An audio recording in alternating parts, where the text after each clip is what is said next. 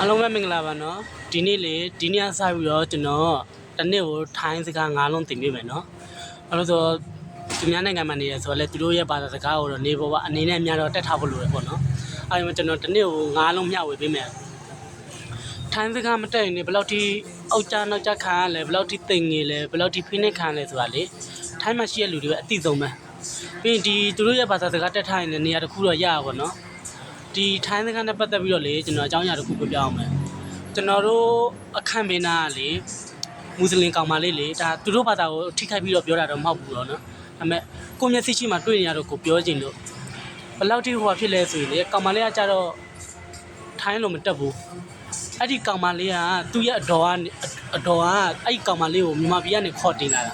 ခေါ်တင်လာပြီးတော့သူတို့နဲ့နေတယ်အတော်အရင်ခောက်နော်ဒဇိန်းနေမဟုတ်ဘူးအတော်ရင်ခောက်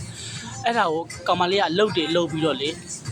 စ်နှစ်ကျော်တစ်နှစ်နှစ်လတစ်နှစ်နဲ့2လ3လလောက်လေအလုပ်တွေလုပ်ပြီးတော့လေတပြားမှမယူမနဲ့အဲ့သူ့အတော်ပဲပေးတာပိတ်ဆံလာတာထောက်ရင်သူ့အတော်ပဲအပ်တာအကုန်လုံးပြီးလေပြီးတော့သူ့သမီးကလည်းယောက်ျားရတော့အဲ့အဖေါ်ကြီးကသူ့သမီးနဲ့လိုက်နေတော့ကောင်မလေးကတယောက်ထိတန်ခဲ့တာအခက်မှာတန်ခဲ့တော့အဲ့ဒါကိုလေဟိုတက်လာတဲ့ဈေးစကားတွေတောင်းတယ်ကောင်မလေးကလည်းပြောတယ်လေ तू ပေးပြီးွားပြီလေတစ်နှစ်ကျော်လုံးသူ့ကိုလှုပ်ကြွေးပြီးွားပြီကွယ်အဲ့ဒါလည်းဟိုကားတွေပါတောင်းတယ်တောင်းတော့အခုကကောင်မလေးကပေးစရာတပြားမှမချူးဆိုတော့ ਨੇ သူ့အမျိုးအရင်ခောက်နော်ညီမရဲ့သမီးအဲ့ဒါကိုမှကောင်မလေးကို तू ကပလိတ်နဲ့တိုင်မယ်ပလိတ်နဲ့ဖမ်းခိုင်းမယ်ပြီးရင်နေစီကိုငါလာမယ်နင်းကို